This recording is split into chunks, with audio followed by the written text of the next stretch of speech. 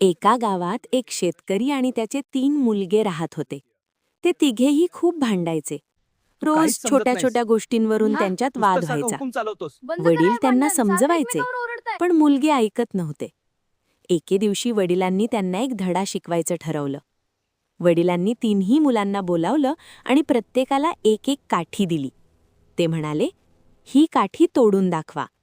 3ही मुलांनी काठी लगेच तोडली. नंतर वडिलांनी अनेक काठ्या एकत्र बांधून त्यांचा गठ्ठा केला आणि म्हणाले, आता हा गठ्ठा तोडून दाखवा. 3ही मुलांनी खूप प्रयत्न केले, पण कोणालाही तो गठ्ठा तोडता आला नाही. तेव्हा वडील हसून म्हणाले, जसे या काठ्या एकत्र आहेत म्हणून तुटत नाहीत, तसेच तुम्ही तिघेही बघा एकत्र मुलांनो, एकट्या राहिलात काठी तर सहज कोणीही तुटतो. तुम्हाला हरवू शकणार पण नाही. एकत्र बांधलेले पण तरी जर हे तुम्ही तुटत वेगळे नाही. झालात तर सहज तुटाल. मुलांना वडिलांचे बोलणे समजले. त्या दिवसापासून ते भांडणे सोडून एकत्र राहू लागले. शिकवण: एकतेत शक्ती असते. एकत्र राहिल्यास कोणतीही अडचण सोडवता येते.